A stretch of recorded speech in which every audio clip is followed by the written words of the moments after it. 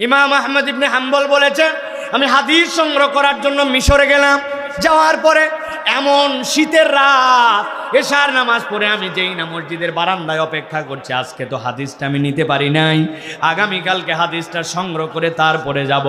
শীতের রাত্রে কনকনা শীত, চিন্তা করছেন মসজিদে কোনো রকম রাতটা পার করে দেব।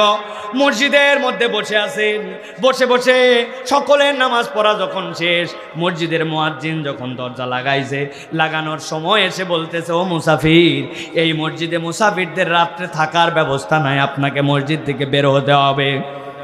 সে চেনে নাই যে এটা ইমাম ইবনে আহমদ ইবনে হাম্বল, দুনিয়ার শ্রেষ্ঠতম মুহাদ্দিসদের একজন। সে চিনতে না পেরে তাকে যেই না বের করে দিছে। ইমাম আহমদ ইবনে হাম্বল দেখেছেন সামনে তাকায় একটা রুটির দোকান দেখা যায়, যেখানে একটু আগুন জ্বলতেছে। আমি যাই তো অন্তত পক্ষে শীতের দিনে আগুনের তাপে আশপাশটা গরম থাকবে, ওইখানে যে একটু অপেক্ষা করি, রাতটা তো কোনো রকম পার করতে হবে।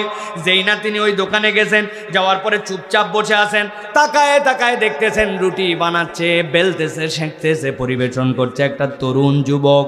কিন্তু লক্ষ্য করে দেখেছেন ঘন্টাখানিক তার দিকে তাকায়া, যতক্ষণ ওই যুবক কাজ করে মুখ কোনো সময় বন্ধও থাকে না, মুখটা শুধু বিড়বিড় বিড়বিড় বিড়বিড় করতে থাকে।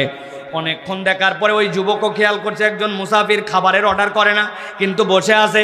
জিজ্ঞাসা করছে, ওহে মুসাফির, কোথা থেকে এসেছেন, কেনই বা এখানে বসে আছেন? বলেছেন, আমি এসেছি অনেক দূর থেকে ভাই, মসজিদে থাকতে চেয়েছিলাম, থাকার ব্যবস্থা নাই, তোমার ওই উষ্ণতায় একটু রাতটা পার করতে চাই, সকালবেলা আবার আমার কাছে আমি বেরিয়ে যাব। এই কথার হতে হতে একটু মহব্বত তৈরি হয়েছে। সাথে সাথে ইমাম আহমদ ইবনে হাম্বল যুবককে জিজ্ঞাসা করছেন, যুবক, অনেকক্ষণ বসে আছি আর তোমার দিকে তাকায় আছি, আমি একটা কথা তোমাকে জিজ্ঞাসা করতে চাই, কিছু যদি না মনে করো। বলেন মুসাফির। বলে, আমি আসার পর থেকে দেখেছি রুটির খামির তুমি বানাও, রুটিটাও তুমি বেলো, রুটিটাও তুমি সেঁকো, আবার যখন কাস্টমার আসে তার কাছে পরিবেশনও করো, কিন্তু সব সময় তোমার মুখ বন্ধ থাকে না, মুখটা বিড়বিড় করে কি জানি বলতেই থাকো। তুমি কি হাফেজ নাকি কি পড়ো তুমি?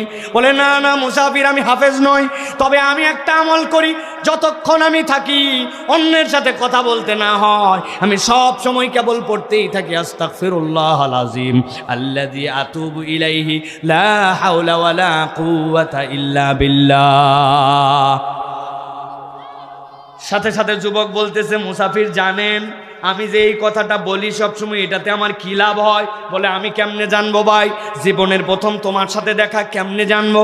বলে, মুসাফির শুনেন, আমি যে এই আমলটা করি সব সময়, এই আমল করার দ্বারা রব্বুল আমিন আমাকে এমন একটা ইজ্জত দিয়েছেন, আমি আল্লাহর কাছে কোনো বিষয়ে যদি প্রার্থনা করি